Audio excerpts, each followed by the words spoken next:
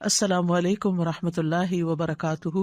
رب اشرح لی صدری ویسر لی امری واحلل عقدۃ من لسانی یفقہوا قولی۔ مومن اپنے ہر کام کا آغاز بسم اللہ سے کرتا ہے، اللہ کے نام سے کرتا ہے، کیونکہ اللہ ہی نے ہمیں پیدا کیا ہے، اللہ ہی ہمیں رزق دے رہا ہے، اللہ ہی کی طرف ہمیں لوٹ کر جانا ہے۔ لہذا ہمیں اس زندگی میں ہر کام کرتے ہوئے اپنے رب کو یاد رکھنا چاہیے۔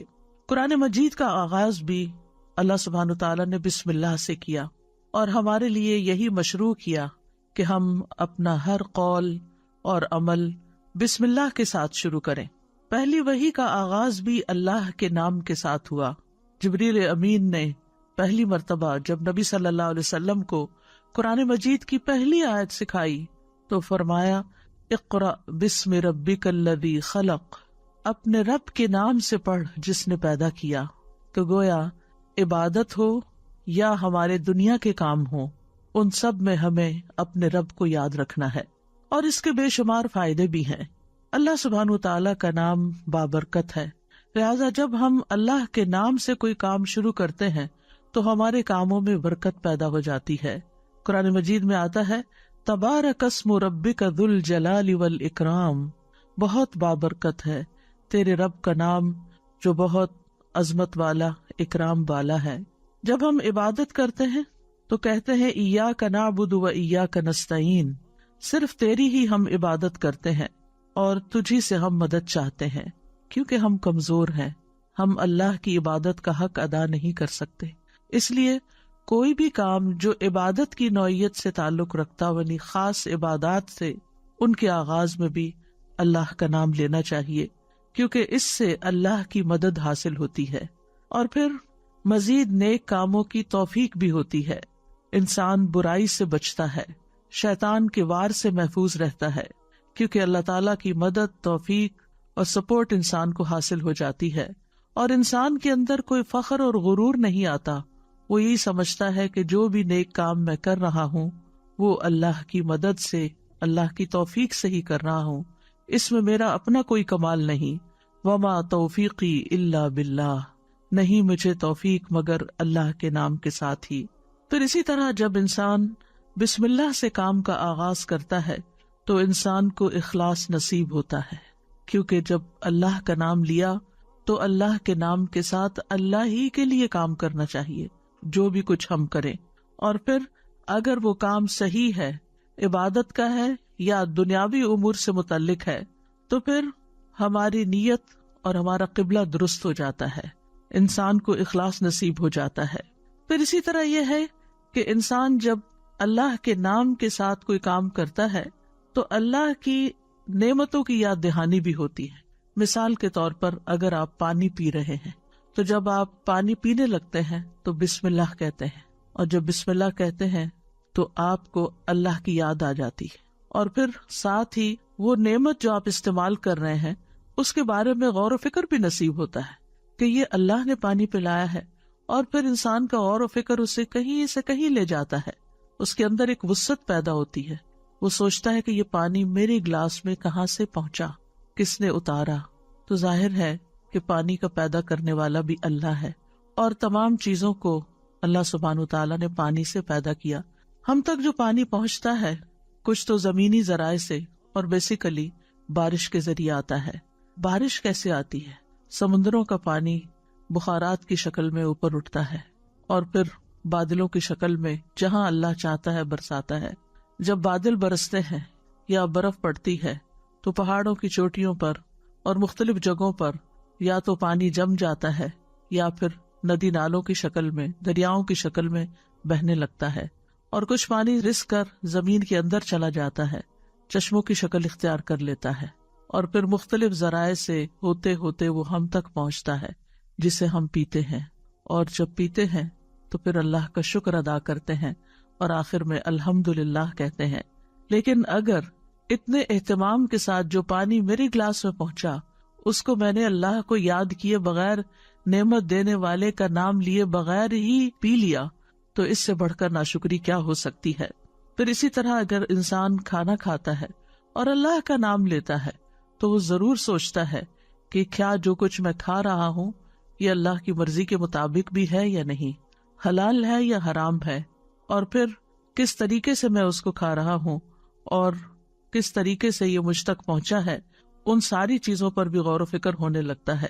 تو گویا بسم اللہ پڑھنا بار بار انسان کو اللہ کی یاد دلاتا ہے، اور اس طرح انسان اللہ کی اطاعت کی طرف مائل ہوتا ہے، اللہ کی دی ہوئی نعمتوں کو اللہ کی رضا میں استعمال کرتا ہے، اور اللہ کو یاد کرتے ہوئے اللہ کا قرب حاصل کر لیتا ہے۔ یعنی جب ہر کام کے شروع میں جب ہم اٹھتے بیٹھتے چلتے پھرتے ہم اللہ کا نام لیتے ہیں تو اس طرح ہمیں اللہ سبحانہ و تعالیٰ کا قرب نصیب ہوتا ہے، اور ہمارے دنیا کے کام بھی عبادت بن جاتے ہیں، کیونکہ وہ اللہ کی مرضی کے مطابق اللہ کی رضا کے لیے ہوتے ہیں، اور اس طرح دنیا میں بھی کاموں کے اندر برکت پیدا ہوتی ہے، سہولت پیدا ہوتی ہے، اللہ کی مدد شامل حال ہوتی ہے، اور آخرت میں بھی یہ عمل فائدہ دیتا ہے، اور انسان کے اندر کوئی تکبر و غرور پیدا نہیں ہوتا۔ وہ سوچتا ہے کہ جو کچھ مجھے ملا ہے یہ اللہ کا فضل ہے۔ پھر ہم دیکھتے ہیں کہ انبیاء کا طریقہ بھی یہی رہا ہے۔ نوح علیہ السلام کے بارے میں آتا ہے کہ جب وہ کشتی پر سوار ہوئے تو انہوں نے دعا پڑھی، اس کا آغاز بھی بسم اللہ سے کیا، بسم اللہ مجریہا و مرساہا۔ اسی طرح سلیمان علیہ السلام نے ملکہ سبا کو جو خط لکھا اس کے آغاز میں بھی بسم اللہ لکھا۔ پھر اسی طرح ہم دیکھتے ہیں کہ نبی صلی اللہ علیہ وسلم متعدد مقامات پر بسم اللہ کی تعلیم دیتے ہیں، جس کے بارے میں آگے ہم متعدد احادیث میں دیکھیں گے کہ کس طرح آپ صلی اللہ علیہ وسلم کی زندگی کا ایک اہم حصہ تھا بسم اللہ پڑھنا، اور جس کام کا آغاز اچھا ہو جائے اس کا انجام بھی اچھا ہوتا ہے۔ قرآن مجید کا آغاز بھی بسم اللہ کے ساتھ ہو رہا ہے، اور بسم اللہ قرآن مجید کی ایک مستقل آیت ہے، یعنی یہ کہ سورۃ الفاتحہ یہ کسی اور سورت میں داخل نہیں ہے، ہر سورت کے شروع میں اسے الگ آیت کے طور پر لکھا گیا ہے، اور اس میں ہم دیکھتے ہیں کہ سورۃ التوبہ جو ہے اس سے پہلے بسم اللہ نہیں ہے، کیونکہ بسم اللہ سے امان حاصل ہوتی ہے، اور سورۃ التوبہ کے شروع میں مشرکین کو امان سے نکالا جا رہا ہے، بری ذمہ کیا جا رہا ہے۔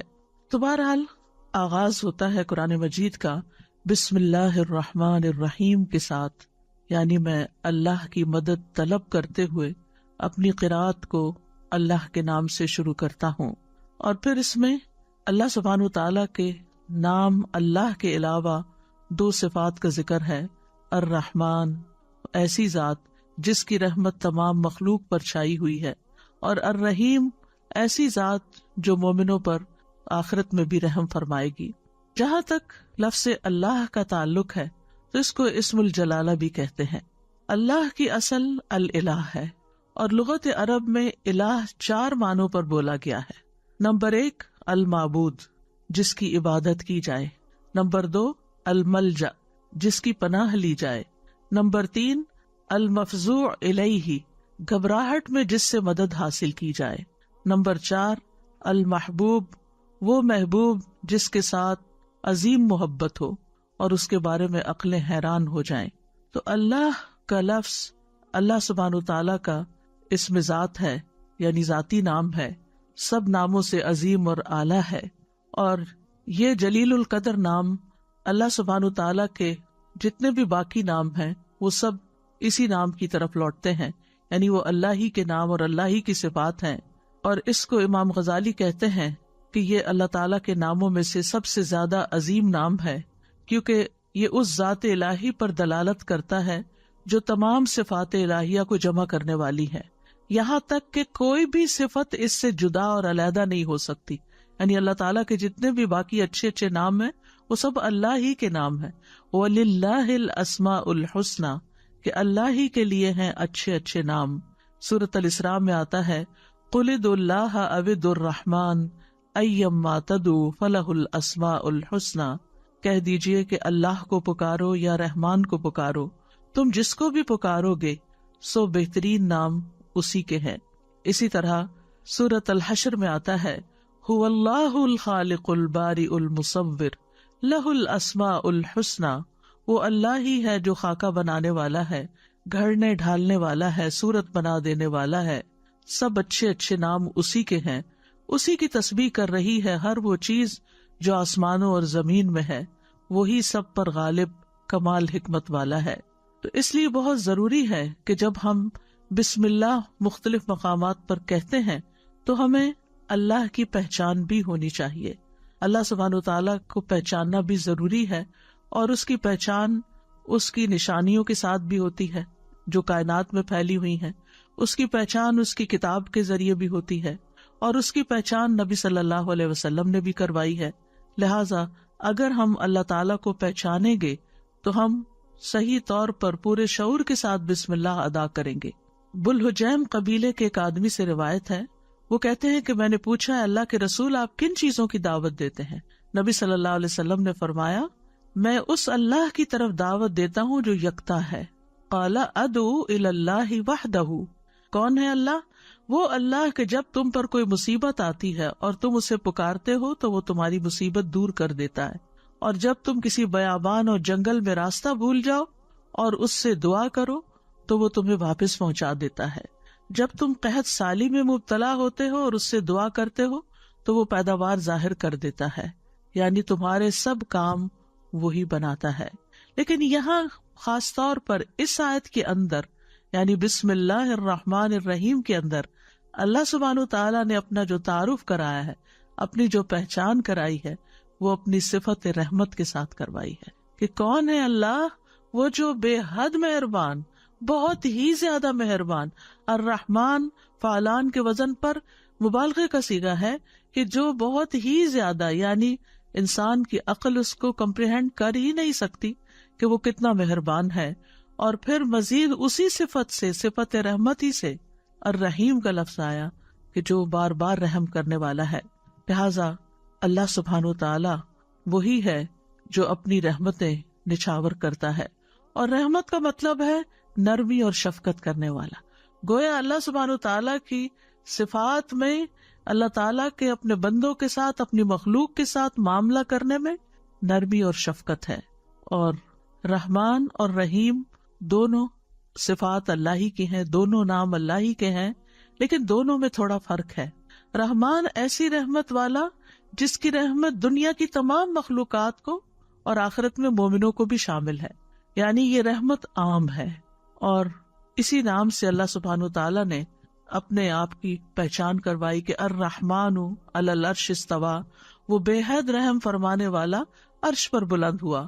اور رحیم سے مراد ایسی رحمت والا کہ جو قیامت کے دن صرف مومنوں کے لیے ہوگی. اور ہم جانتے ہیں کہ اللہ سبحانہ تعالیٰ کی رحمت کے 100 حصے ہیں، جس میں سے صرف ایک حصہ دنیا میں اتارا ہے، باقی اللہ سبحانہ تعالیٰ نے آخرت کے لیے، یعنی اس کی باقی رحمتیں 99 جو ہیں وہ آخرت کے لیے ہیں، جس کی بنا پر وہ بندوں کی بخشش فرمائے گا. یہاں دونوں ناموں کو اکٹھا کیوں کیا گیا ہے؟ اللہ سبحانہ تعالیٰ کے دونوں نام الرحمن اور رحیم کا مل کر آنا اللہ سبحانہ تعالیٰ کی رحمت کے مزید کمال کو بیان کرتا ہے. اور اس کے بارے میں ابن القیم رحمہ اللہ کہتے ہیں کہ جہاں تک الرحمن اور رحیم دونوں ناموں کو جمع کرنے کا تعلق ہے تو اس کا معنی ان دونوں معنوں سے اچھا ہے جو معنی ان کے الگ الگ بیان کیے جاتے ہیں، یعنی وہ مزید جمع ہو جاتا ہے. اور وہ یہ ہے کہ الرحمن اللہ کی قائم صفت پر دلالت کرتا ہے، اور لفظ الرحیم اللہ کی مخلوق پہ کی جانے والی رحمت سے تعلق رکھتا ہے. پس پہلا نام جو ہے اللہ کی ذاتی صفت رحمت پہ دلالت کرتا ہے، اور دوسرا نام اللہ کے فعل پر دلالت کرتا ہے کہ اللہ اپنی رحمت کے ساتھ مخلوق پر رحم فرماتا ہے. اور ابن قیم یہ بھی کہتے ہیں کہ ان دونوں صفات کو جمع کرنے کا یہ فائدہ ہے کہ اللہ نے دنیا میں جلد اور آخرت میں بعد میں واقع ہونے والی رحمت کی خبر دی ہے، اور اللہ کی خاص اور عام رحمت کے متعلق خبر دی گئی ہے، اور اللہ کی رحمت اس کے غضب پر غالب ہے. ابو ہریرہ کہتے ہیں کہ رسول اللہ صلی اللہ علیہ وسلم نے فرمایا، جب اللہ مخلوق کو پیدا کر چکا تو اس نے اپنی کتاب لوح محفوظ میں لکھا جو اس کے پاس عرش پر موجود ہے کہ میری رحمت میرے غضب پر غالب ہے، اور اس کی رحمت بہت وسیع ہے. قرآن مجید میں آتا ہے وَرَحْمَتِي وَسِعَتْ كُلَّ شَيْءٍ، میری رحمت نے ہر چیز کو گھیر رکھا ہے. کوئی اس کو مانتا ہے یا نہیں مانتا، اس کی عبادت کرتا ہے یا نہیں کرتا، جتنے بھی ہم دنیا میں لوگ چل پھر رہے ہیں، سخت سخت نافرمانیاں کرتے ہیں، لیکن اس کے باوجود وہ ہمیں جینے کی مہلت دیتا ہے، رزق دیتا ہے، ہمارے کام سنوارتا ہے، ہمیں مشکلات سے بچاتا ہے. تو اللہ کے یہ دونوں نام جو ہیں انسان کو اگر ان کی پہچان ہو جائے تو ہر غم اور پریشانی اس کی دور ہو جائے، کیونکہ ہر تکلیف میں، ہر مشکل میں اگر انسان یہ یاد کر لے کہ میرا رب بڑا ہی مہربان ہے، بڑی ہی رحمت فرمانے والا ہے، تو انسان کی پریشانی دور ہو جائے کہ وہ ہے کوئی جو میری مشکل آسان کر سکتا ہے، اور وہ اپنی رحمت فرمائے گا اور ضرور کر دے گا۔ تو ہمیں ہر کام سے پہلے بسم اللہ پڑھنی چاہیے، کیونکہ اللہ سبحانہ وتعالیٰ کا نام لینے والا کامیاب ہوتا ہے، جیسے کہ قرآن مجید میں آتا ہے قد افلح من تزکا وذکر اسم ربہ فصلی، بے شک کامیاب ہو گیا جو پاک ہوا اور اس نے اپنے رب کا نام یاد کیا۔ یعنی رب کا یہ نام لینا کامیابی کی علامت ہے، کامیابی کی ضمانت ہے۔ اور پھر نماز پڑھی، اور صبح و شام خاص طور پر اللہ کا نام لینا چاہیے۔ سورۃ الانسان میں آتا ہے وَاذْكُرِ اسْمَ رَبِّكَ بُكْرَةً وَأَصِيلًا، اور اپنے رب کا نام صبح اور پچھلے پہر یاد کیا کرو۔ تو بہرحال اللہ کا نام لینا برکت کا سبب ہے۔ ایک شخص نے نبی صلی اللہ علیہ وسلم سے کہا، ہم کھانا تو کھاتے ہیں لیکن ہم سیر نہیں ہوتے، ہمارا پیٹ نہیں بھرتا۔ آپ نے فرمایا شاید تم الگ الگ کھاتے ہو، اپنے کھانے پہ جمع ہو جایا کرو اور کھانے کے وقت اللہ کا نام لیا کرو، وہ تمہارے لیے اس کھانے میں برکت ڈال دے گا۔ یعنی یہ مطلب یہ ہے کہ اگر تھوڑا بھی ہوگا تو تمہارا پیٹ بھر جائے گا اور تمہاری بھوک مٹ جائے گی۔ اسی طرح اللہ کا نام لینے سے انسان کو ہر طرح کی حفاظت بھی ملتی ہے۔ جابر بن عبداللہ سے مروی ہے کہ رسول اللہ صلی اللہ علیہ وسلم نے فرمایا، جب رات کا آغاز ہو یا جب شام ہو جائے تو اپنے بچوں کو روک لو، گھر سے باہر نہ نکلنے دو، کیونکہ اس وقت شیاطین پھیل جاتے ہیں۔ پھر جب رات کی ایک گھڑی گزر جائے تو انہیں چھوڑ دو اور دروازے بند کر لو۔ اس وقت اللہ کا نام لو، کیونکہ شیطان بند دروازے نہیں کھول سکتا۔ اللہ کا نام لے کر اپنے مشکیزوں کا منہ باندھو، اللہ کا نام لے کر اپنے برتنوں کو ڈھک دو، خواہ کسی چیز کو چوڑائی میں رکھ کر ہی اس کو ڈھکو، اور اپنے چراغ سونے سے پہلے بجھا دیا کرو۔ تو اس سے کیا پتہ چلتا ہے کہ رات کو آخری کام جو کر رہا ہوتا ہے انسان، چاہے کیسی تھکاوٹ کیوں نہ ہو، یہ کام وہ ہیں جو تقریباً سب لوگ کرتے ہیں، تو ان سب چیزوں پر بھی بسم اللہ پڑھنی چاہیے، اس وقت بھی اللہ کا نام لینا چاہیے۔ پھر اسی طرح اللہ کا نام لینے سے انسان اچانک پہنچنے والی مصیبت سے بھی محفوظ رہتا ہے۔ عثمان بن عفان کہتے ہیں، میں نے رسول اللہ صلی اللہ علیہ وسلم سے سنا، آپ فرماتے تھے، جس نے شام کو 3 بار یہ دعا پڑھ لی اسے صبح تک کوئی اچانک مصیبت نہیں آئے گی، کوئی اچانک مصیبت نہیں آئے گی۔ یعنی اس کا مطلب نہیں کہ دوسری آ جائے گی، یعنی ایک دم کسی قسم کی پریشانی اس کو لاحق نہیں ہوگی۔ اور وہ دعا ہے بسم اللہ الذی لا یضر مع اسمہ شیء فی الارض ولا فی السماء وہو السمیع العلیم۔ اللہ کے نام سے، وہ ذات کہ اس کے نام سے کوئی چیز زمین میں ہو یا آسمان میں نقصان نہیں دے سکتی، اور وہ خوب سنتا ہے اور خوب جانتا ہے۔ اور جس نے صبح کے وقت یہ دعا پڑھ لی اسے شام تک کوئی اچانک مصیبت نہیں آئے گی، اور جب شام کو کوئی پڑھ لے تو صبح تک اس کو پریشانی نہیں ہوگی۔ اسی طرح اگر انسان بسم اللہ نہیں پڑھتا تو یاد رکھیے کہ بسم اللہ نہ پڑھنے کا نقصان یہ ہے، ابن عباس کہتے ہیں کہ ابلیس نے اللہ تعالیٰ سے کہا کہ تو نے اپنی ساری مخلوق کا رزق واضح کر دیا ہے، میرا رزق کس میں ہے؟ تو اللہ تعالیٰ نے فرمایا ہر اس چیز میں جس پر میرا نام نہ لیا جائے۔ تو گویا جس چیز پر ہم اللہ کا نام نہیں لیتے وہ رزق پھر شیطان کے حصے میں چلا جاتا ہے، گویا ہم اپنے دشمن ہی کو فیڈ کرتے ہیں۔ قیامت کے دن بھی اللہ کے نام سے وزنی کوئی چیز نہ ہوگی۔ پھر اسی طرح یعنی اس دعا کے پڑھنے کے مواقع کون کون سے ہیں؟ نمبر 1، ہر کام شروع کرنے سے پہلے، تاکہ اس میں برکت اور مدد حاصل ہو، اس کے اندر قبولیت ہو، ہمیں اخلاص نصیب ہو۔ پھر خاص طور پر کھانا کھانے سے پہلے حضرت عائشہ کہتی ہیں کہ رسول اللہ صلی اللہ علیہ وسلم نے فرمایا، جب تم میں سے کوئی کھانا کھانے لگے تو چاہیے کہ اللہ تعالیٰ کا نام لے، پھر اگر شروع میں اللہ تعالیٰ کا نام لینا بھول جائے تو چاہیے کہ یوں کہے بسم اللہ اولہ و آخرہ، اللہ کے نام سے اس کھانے کے شروع میں اور آخر میں بھی۔ پھر اسی طرح لباس اتارتے وقت بسم اللہ پڑھنی چاہیے۔ انس رضی اللہ عنہ سے روایت ہے کہ نبی صلی اللہ علیہ وسلم نے فرمایا، جنوں کی آنکھوں اور بنی آدم کی شرمگاہوں کا پردہ یہ ہے کہ جب ان میں سے کوئی اپنے کپڑے اتارے تو بسم اللہ پڑھ لے، یعنی اتارنے سے پہلے پڑھ لے، تو جن اور شیاطین کی نظر نہیں لگتی۔ اسی طرح جب آپ بچوں کو کپڑے تبدیل کروا رہے ہوں تو اس وقت بھی بسم اللہ پڑھ لیں۔ اسی طرح بیت الخلاء جاتے وقت یعنی اندر پاؤں رکھنے سے پہلے بسم اللہ پڑھ کے دروازہ کھولیں۔ حضرت علی رضی اللہ عنہ روایت کرتے ہیں، کہتے ہیں کہ رسول اللہ صلی اللہ علیہ وسلم نے فرمایا، جنوں کی آنکھوں اور بنی آدم کی شرمگاہوں کا پردہ یہ ہے کہ جب ان میں سے کوئی بیت الخلاء جائے تو بسم اللہ پڑھ لے، کیونکہ جب انسان ننگا ہوتا ہے تو حفاظت کے فرشتے اس سے دور چلے جاتے ہیں۔ تو اس وقت حفاظت پر کس سے حاصل ہوگی؟ جب آپ واش روم میں جانے سے پہلے بسم اللہ پڑھ کے پھر داخل ہوں گے۔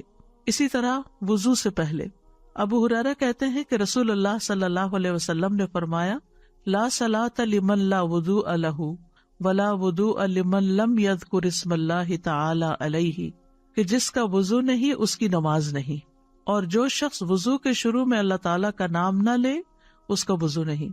اب یہاں پر بعض لوگوں کو یہ پریشانی ہوتی ہے کہ ہم واش روم میں کھڑے ہوتے ہیں، وہی سنک ہے، وہی کموڈ ہے، تو پھر ہم بسم اللہ کس طرح پڑھیں؟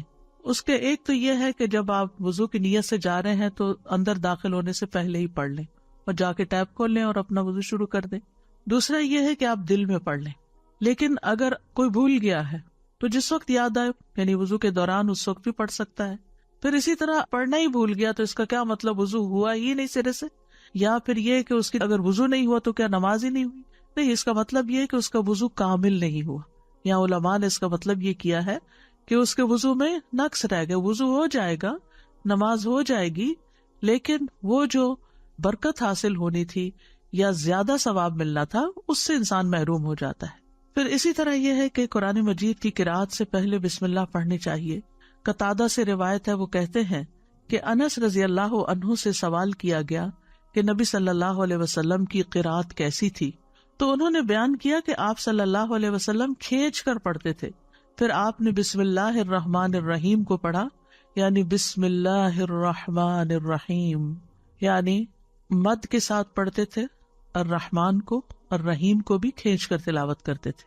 پھر اسی طرح کھانا کھانے سے پہلے بھی عمر بن ابی سلمہ رضی اللہ عنہ کہتے ہیں، میں بچہ تھا اور رسول اللہ صلی اللہ علیہ وسلم کی پرورش میں تھا۔ عمر بن ابی سلمہ جو ہے یہ ابو سلمہ رضی اللہ عنہ کے بیٹے ہیں، ام سلمہ کے بھی بیٹے ہیں۔ ام سلمہ کی جب شادی ہوئی تو یہ نبی صلی اللہ علیہ وسلم کے گھر میں بچے آ گئے، یعنی آپ کے ربیب تھے اور آپ کی پرورش میں تھے۔ تو وہ کہتے ہیں کہ کھانا کھاتے وقت میرا ہاتھ برتن میں چاروں طرف گھوما کرتا جیسے بچے عام طور پر کرتے ہیں۔ تو رسول اللہ صلی اللہ علیہ وسلم نے مجھ سے فرمایا، اے لڑکے، بسم اللہ پڑھ لیا کرو اور دائیں ہاتھ سے کھایا کرو، اور برتن میں وہاں سے کھایا کرو جو جگہ تم سے نزدیک ہو، یعنی اپنے سامنے سے کھاؤ۔ وہ کہتے ہیں کہ چنانچہ اس کے بعد میں ہمیشہ اسی ہدایت کے مطابق کھاتا رہا۔ تو یہ ٹیبل مینرز ہیں، کھانا کھانے کے آداب ہیں، اور اس میں نہ صرف یہ کہ بڑوں کو اس کا اہتمام کرنا چاہیے بلکہ بچوں کو بھی سکھانا چاہیے۔ پھر اسی طرح گھر میں داخل ہوتے وقت بسم اللہ پڑھ کر داخل ہوں۔ جابر رضی اللہ عنہ سے روایت ہے، وہ کہتے ہیں کہ میں نے رسول اللہ صلی اللہ علیہ وسلم کو فرماتے ہوئے سنا، جب آدمی اپنے گھر میں داخل ہوتا ہے تو وہ داخل ہوتے وقت اور کھانا کھاتے وقت اللہ کا نام لیتا ہے تو شیطان کہتا ہے کہ آج تمہارے لیے اس گھر میں نہ رات گزارنے کی جگہ ہے اور نہ ہی رات کا کھانا ہے۔ اور اگر وہ داخل ہوا لیکن اپنے داخل ہوتے ہوئے اللہ کا نام نہ لیا تو کہتا ہے تم نے رات گزارنے کی جگہ پالی، اور اگر اپنے کھانا کھانے کے وقت اللہ کا نام بھی نہ لے انسان تو شیطان کہتا ہے تم نے رات گزارنے کی جگہ اور رات کا کھانا پا لیا، یعنی ہماری چیزوں میں پھر اس کی شراکت ہو جاتی ہے۔ اب دیکھیں کہ بہت سارے مسائل اور بہت ساری بیماریاں عام ہو چکی ہیں جن کی بعضوں کا تشخیص بھی نہیں ہو پاتی، اور پھر ہم بعض اوقات یہ سمجھتے ہیں کہ شاید جادو ہو گیا ہے یا پھر یہ کوئی نظر لگ گئی ہے، لیکن اگر ہم ان آداب کا خیال رکھیں تو انشاءاللہ شیطان جو ہمارا دشمن ہے اس کے شر سے محفوظ رہیں گے۔ نہ صرف یہ کہ خود اپنے لیے بلکہ اپنے گھر والوں کے لیے بھی ان کو تعلیم بھی دیں اور ان کو یاد دہانی بھی کرائیں، اور ان کی پروٹیکشن کا انشاءاللہ بہترین سر و سامان ہوگا۔ اسی طرح رات کو سونے سے پہلے بسم اللہ پڑھ کر بستر جھاڑنا چاہیے۔ رسول اللہ صلی اللہ علیہ وسلم نے فرمایا، صحیح مسلم کی روایت ہے، جب تم میں سے کوئی اپنے بستر پر جائے تو اسے چاہیے کہ وہ اپنے تہبند کا کونا پکڑے اور اس سے اپنا بستر جھاڑ لے اور بسم اللہ پڑھ لے، کیونکہ وہ نہیں جانتا کہ کون اس کے بعد اس کے بستر پر آیا۔ یہ بات بڑی اہم ہے کہ وہ نہیں جانتا۔ تو اس سے یعنی کہ صرف انسان نہیں بلکہ جن ملکوں کے اندر بچھو، کیڑے مکوڑے عام گھومتے پھرتے ہیں اور خاص طور پر گرمیوں کے موسم میں نکل آتے ہیں. یہ لوگ کھلی چھت میں کھلی فضا میں سوتے ہیں, بازو کے چارپائیاں سارا دن وہیں بچھی رہتی ہیں, تو معلوم نہیں کہ بستر کے اندر یا بیڈ کے اندر کون سی ایسی چیز گھس گئی کہ جس کو جھاڑنے سے وہ نکل جائے گی. دوسرا یہ کہ بعض اوقات یہ جو ہمارے سارا دن بنے ہوئے بستر رہتے ہیں, تو اس کے بارے میں علماء کہتے ہیں کہ بعض اوقات جنات بھی ان پہ آ کر لیٹ جاتے ہیں. تو کئی لوگوں کو بری بری خوابیں آتی ہیں, رات کو ان کی نیند ڈسٹرب رہتی ہے. لیکن اگر آپ یہ مسنون عمل کریں تو ایسی چیزوں میں کمی واقع ہو جاتی ہے. تو یہاں پر نبی صلی اللہ علیہ وسلم نے تہبند کا کونا فرمایا. آپ کوئی بھی کپڑا لے سکتے ہیں, کوئی ٹاول لے سکتے ہیں, اپنا دوپٹے کا ہی کونا پکڑ کے ایک اس سے جھاڑ دیں. اور یہ بھی کہا جاتا ہے کہ ہم جب ایک رات سوتے ہیں تو وہ ڈیڈ سیلز جو ہوتے ہیں وہ بستر پر ہی رہ جاتے ہیں, اور وہ بھی کئی بیماریوں کا باعث بنتے ہیں جب وہ بستر پر ہی لگے رہتے ہیں اور ان کو جھاڑا نہیں جاتا. تو بہرحال گرد و غبار ہو یا ڈیڈ سیلز ہو یا کیڑے مکوڑے ہو یا کچھ بھی نہ ہو, تب بھی نبی صلی اللہ علیہ وسلم نے جو طریقہ سکھایا ہے اس پر عمل کرنا چاہیے. اسی طرح جب آپ صلی اللہ علیہ وسلم اپنے بستر پر تشریف لے جاتے تو فرماتے اللہم بسمک احیا و اموت, یعنی اس وقت بھی بسم اللہ پڑھتے, اے اللہ تیرے نام کے ساتھ میں زندہ ہوتا ہوں اور تیرے نام کے ساتھ میں مرتا ہوں. اسی طرح سوار ہوتے وقت بھی بسم اللہ پڑھنا چاہیے. ابو لاس الخزائی رضی اللہ عنہ سے مروی ہے, کہتے ہیں کہ رسول اللہ صلی اللہ علیہ وسلم نے ہمیں حج کے لیے صدقہ کے اونٹوں میں سے ایک کمزور اونٹ پہ سوار کیا. تو ہم نے عرض کیا یا رسول اللہ, ہمیں لگتا ہے یہ اپنی کمزوری کے سبب ہمارا بوجھ نہیں اٹھا سکے گا. تو آپ صلی اللہ علیہ وسلم نے فرمایا ہر اونٹ کی کوہان پر ایک شیطان ہوتا ہے, جب تم اس پر سوار ہونے لگو تو اللہ کا نام لے کر سوار ہو جیسا کہ تمہیں حکم دیا گیا, پھر اسے اپنے قابو میں کر لو, اللہ اسے سواری کے قابل کر دے گا. اور آج کے دور میں بہت سے لوگ اونٹوں پہ سوار ہوتے ہیں, گھوڑوں پہ سوار ہوتے ہیں, اور گاڑیاں تو خیر عام ہیں. تو اس کا یہ مطلب نہیں کہ صرف جب اونٹ پر ہی سوار ہو تو بسم اللہ پڑھیں. گاڑی پر سوار ہوتے ہوئے, دروازہ کھولتے ہوئے, سیٹ پہ بیٹھتے ہوئے, گاڑی سٹارٹ کرتے ہوئے اگر سوچے کہ بسم اللہ کہنے میں وقت کتنا لگتا ہے, 2 لفظ ہی تو کہنے ہوتے ہیں, لیکن اللہ کی مدد شامل حال ہو جاتی, انسان نقصان سے بچ جاتا ہے, وہ سفر محفوظ ہو جاتا ہے. اسی طرح تکلیف کے وقت بھی بسم اللہ کہنا چاہیے. جابر رضی اللہ عنہ کہتے ہیں جب غزوہ احد میں طلحہ رضی اللہ عنہ کی انگلی کٹ گئی تو انہوں نے کہا, یعنی سی جیسے ہم تکلیف یا درد کے وقت کرتے ہیں, تو رسول اللہ صلی اللہ علیہ وسلم نے فرمایا اگر تم بسم اللہ کہتے تو فرشتے تمہیں اٹھا لیتے, اس حال میں کہ لوگ تمہیں دیکھ رہے ہوتے. اسی طرح اگر کسی جگہ پر درد ہو رہی ہو تو بسم اللہ سے اللہ کا نام لے کر دم کرنا چاہیے. صحیح مسلم میں آتا ہے عثمان بن ابو العاص ثقفی رضی اللہ عنہ سے روایت ہے کہ انہوں نے رسول اللہ صلی اللہ علیہ وسلم سے درد کی شکایت کی جسے وہ اپنے جسم میں محسوس کیا کرتے تھے جب سے وہ مسلمان ہوئے. تو رسول اللہ صلی اللہ علیہ وسلم نے ان سے فرمایا اپنا ہاتھ اس جگہ رکھو جہاں تم اپنے جسم سے درد محسوس کرتے ہو اور 3 بار بسم اللہ کہو. یہاں اس حدیث سے یہ پتہ چلتا ہے کہ جہاں شدت زیادہ ہو تکلیف وغیرہ کی وہاں بسم اللہ کو ریپیٹ بھی کیا جا سکتا ہے.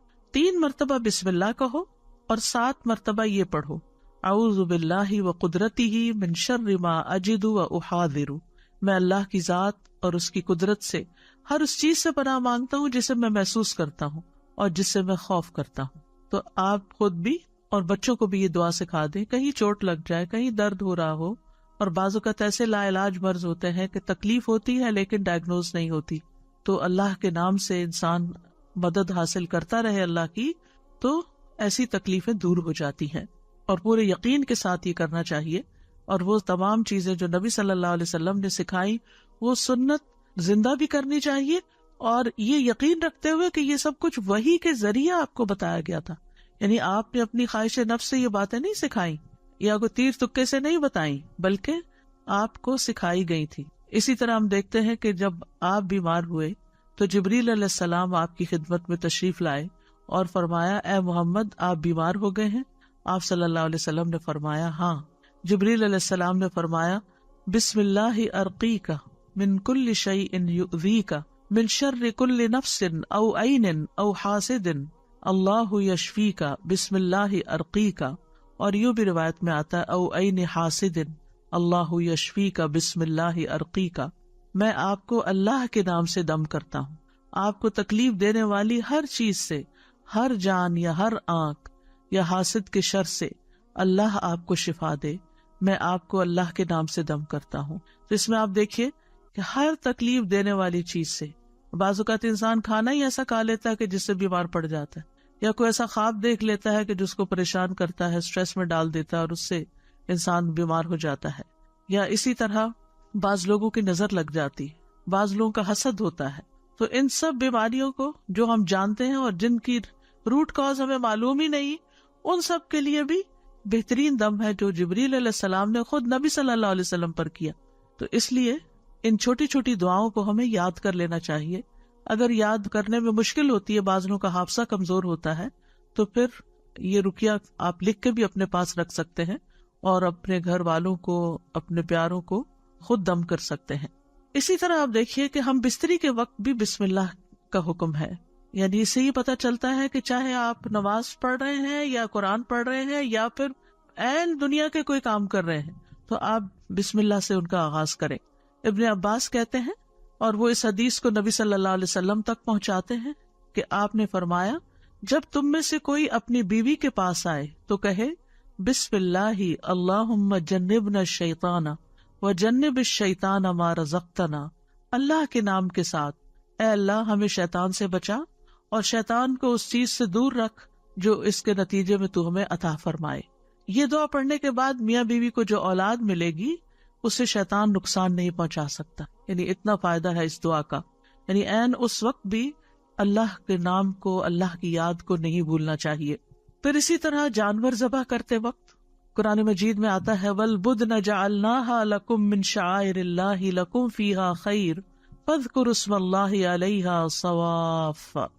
اور قربانی کے بڑے جانور ہم نے انہیں تمہارے لیے اللہ کی نشانیوں سے بنایا، یعنی اللہ کی نشانیاں ہیں، تمہارے لیے ان میں بڑی خیر ہے، سو ان پر اللہ کا نام لو، اس حال میں کہ گھٹنا بندھے کھڑے ہوں، یعنی اونٹوں پر. اس کا مطلب نہیں صرف اونٹوں پر، بلکہ آپ صلی اللہ علیہ وسلم نے ایک مرتبہ سینگوں والے مینڈوں کی قربانی دی تو آپ اپنے ہاتھ سے انہیں ذبح کر رہے تھے، اور ترس کہتے ہیں کہ میں نے دیکھا آپ نے ان کے رخسار پر قدم رکھا ہوا تھا، آپ نے بسم اللہ پڑھی اور تکبیر کہی، بسم اللہ اللہ اکبر. اسی طرح خط کے آغاز میں میت کو دفناتے وقت ابن عمر رضی اللہ عنہ سے مروی ہے کہ نبی صلی اللہ علیہ وسلم جب میت کو قبر میں اتارتے تو فرماتے بسم اللہ وعلی سنت رسول اللہ، اللہ کے نام سے اور رسول اللہ صلی اللہ علیہ وسلم کے طریقے پر. تو گویا آغاز بھی اللہ کے نام سے اور زندگی کا آخری مرحلہ بھی اللہ کے نام سے. تو کرنے کے کام یہ ہیں کہ ہر کام شروع کرنے سے پہلے اللہ کا نام لیں تاکہ آغاز اچھا ہو تو انجام بھی اچھا ہو. شروع میں لینا بھول جائیں تو جب یاد آئے تو بسم اللہ پڑھ لیں. مثلاً بعض اوقات ہم بہت مصروف ہوتے ہیں یا بہت شدید بھوک لگی ہوتی ہے تو ایک دم ہم کھانے پہ جیسے ٹوٹ پڑتے ہیں اور بسم اللہ نہیں پڑھتے، حالانکہ جب کھانا لگ جاتا ہے تو گھر کا بڑا جو ہے وہ کہتا ہے بسم اللہ، یعنی شروع کیجیے. تو یہ جو لفظ بسم اللہ ہے، بسم اللہ الرحمن الرحیم، اس میں صرف یعنی کہ یہ جار مجرور ہے اور اس میں یا تو فعل محذوف ہے یا پھر اسم محذوف ہے. محذوف کا مطلب ہے کہ وہ حذف کیا گیا ہے، موجود نہیں. کیوں؟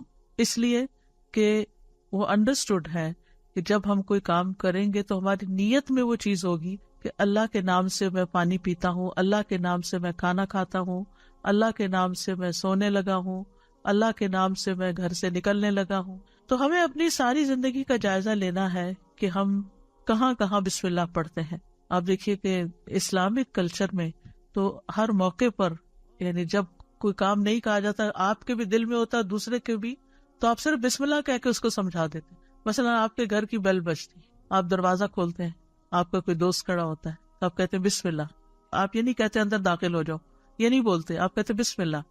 آپ اس کو بٹھاتے ہیں، وہ آپ کے لیے کوئی گفٹ لایا ہوتا ہے تو آپ کو کہتے ہیں بسم اللہ، یہ آپ کے لیے ہے. یعنی پورا جملہ بھی نہیں بولتے، صرف بسم اللہ. پھر اسے آپ اس کو کھانے پہ بٹھاتے، کھانا پیش کرتے ہیں تو کہتے ہیں بسم اللہ. ہاتھ دھلانے کے لیے جاتے ہیں تو کہتے ہیں بسم اللہ. یعنی بسم اللہ ایسے لفظ ہیں کہ جو ہماری ساری ما فی الضمیر کو بیان کر دیتے ہیں، اور کہنے والا بھی جانتا ہے کہ وہ اللہ کا نام کیوں لے رہا ہے، اور سننے والا بھی سن رہا ہوتا ہے کہ اللہ کا نام کیوں لیا جا رہا ہے یہاں. تو اس لیے ہر کام شروع کرنے سے پہلے اس میں ایکشن جو ہے وہ ہڈن ہے، وہ دل میں ہے آپ کے، لیکن بس اللہ کا نام لینا برکت کا باعث ہوگا. تو اللہ کے نام کی برکتیں حاصل کریں، حسرتوں سے بچیں. یعنی آپ بیٹھنے لگے ہیں کہیں تو بسم اللہ پڑھ کے بیٹھ جائیں، وہاں سے اٹھنے لگے ہیں تو بسم اللہ پڑھ لیں. اپنی یہ عادت بنا لیں. اور بچوں کے سامنے ذرا اونچی آواز سے بسم اللہ کہیں تاکہ وہ سنیں اور بار بار سنتے رہیں. مجھے یاد ہے بچپن میں جب کوئی بچہ گر جاتا تھا تو ہماری پھوپھی ہمارے ساتھ رہتی تھی، تو اس وقت بھی بسم اللہ پڑھتی، پھر اٹھاتے ہوئے، پھر اس چوٹ کو سہلاتے ہوئے، یعنی ہر دوسرے کام میں بسم اللہ بسم اللہ. بچوں کو دودھ پلاتے ہوئے، بچوں کو اٹھاتے ہوئے، ان کو چینج کرتے ہوئے. تو یعنی بسم اللہ ہماری گٹی میں پڑ جانی چاہیے کہ ہم کوئی کام اللہ کی یاد کے بغیر نہ کریں. جس سے انسان کو محبت ہوتی ہے وہ اس کے دل میں رہتا ہے اور اس کو ہمیشہ وہ یاد کرتا رہتا ہے. تو جو لوگ اللہ سے محبت کرتے ہیں، اور اللہ کا لفظ کا تو معنی ہی کیا ہے، ایک معنی یعنی مألوہ، یعنی جس سے شدید محبت کی جاتی ہے. جیسے اردو میں لفظ والہانہ کہتے ہیں آپ، والہانہ جس سے محبت کی جاتی ہے. تو اگر ہم اس کو اپنا اللہ سمجھتے ہیں، محبوب سمجھتے ہیں، اور اس سے والہانہ محبت کرتے ہیں، اور اس کی طرف پناہ لینا چاہتے ہیں، اپنے دشمن سے بچنا چاہتے ہیں، تو پھر اس کے لیے آپ اپنی عادت بنا لیں. اور جتنے مقامات کا میں نے ذکر کیا ہے ان پر تو خاص طور پر بسم اللہ کہنا نہ بھولیں. انشاءاللہ آپ دیکھیں گے کہ اس کی برکت سے، کہتے ہیں نا بسم اللہ کی برکت، تو بسم اللہ کی برکت سے آپ کی زندگی کے بہت سے کام آسان ہوں گے، بہت سی پریشانیوں سے نجات ملے گی. تو آئیے ایک دفعہ ہم خوبصورت آواز میں بسم اللہ سن لیتے ہیں. بسم اللہ الرحمن الرحیم، بسم اللہ الرحمن الرحیم، بسم اللہ الرحمن الرحیم. اس کے ساتھ ہی میں آپ سے اجازت لیتی ہوں. کل انشاءاللہ اسی وقت دوسرے پارے سے ایک آیت کا انتخاب کر کے آپ کے ساتھ بات چیت ہوگی. یہ رمضان کے سلسلے کی ایک کڑی ہے، اور اس وجہ سے ہر پارے سے صرف ایک آیت کو سلیکٹ کیا گیا ہے تاکہ ہم ایک آیت کو سمجھ بھی جائیں اور اس کو اپنی زندگی میں لے آئیں، تاکہ ہمارا علم ہم پر بوجھ نہ ہو، ہمارے لیے عمل کرنا آسان ہو. یعنی کبھی یہ روایت رہی کہ ایک دن میں ایک سپارہ پورا پڑھ لیا جائے، کبھی تیز بارش ہوتی ہے، اور کبھی ایک دن میں بس ایک آیت ہی سمجھ لی جائے. تو اصل مقصد کیا ہے؟ تدبر اور عمل، کہ ہم غور و فکر بھی کریں اور اس کے ساتھ ساتھ عمل بھی کریں.